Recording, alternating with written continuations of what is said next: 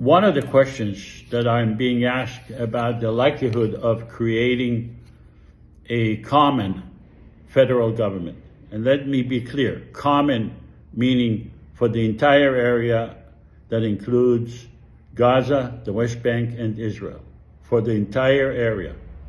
So people are asking me, you have groups, individuals that are extremist on both sides that will prevent that from happening. And it's true, there are extremist groups and individuals on both sides. The interesting thing is that those individuals and groups that are extremist on the Israeli and the Palestinian side, they are also against each other.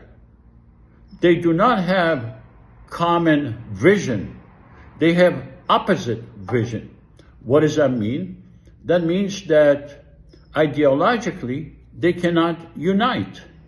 They cannot create a common vision because their extremist vision is opposite to each other. However, there are, in my opinion, majority of people in Israel and Palestine that are not extremist, that have democratic views, that believe in living together in peace, harmony, in security, that want to have their lives normal, just like any other place in the world. And those, what I call rational elements in Israel and Palestine, share the same values. And because they share the same values, they are capable of uniting. And I'm not saying, well, let's have an agreement between the rational Israelis and rational Palestinians to unite. No, we don't really have a possibility of creating such an agreement. But what we do have is an election.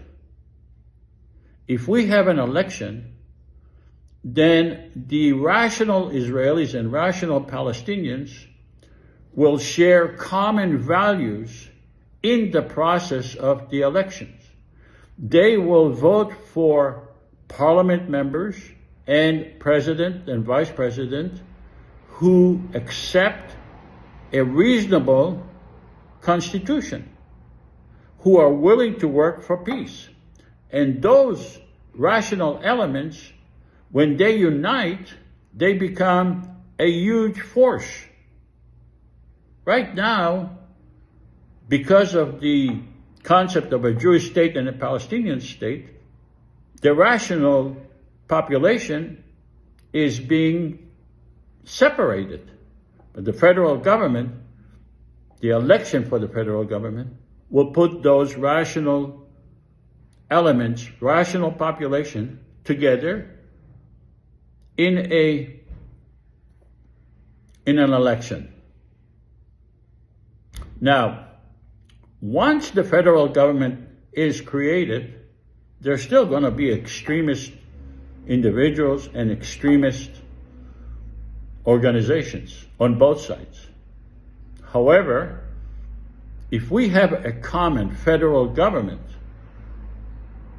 that gets its legitimacy from the people who sends their message, we are tired, we want to live in peace, we want to live under a constitution in a democracy, then the federal government will be able to pass legislation to marginalize those extremist views. And this is not a new concept.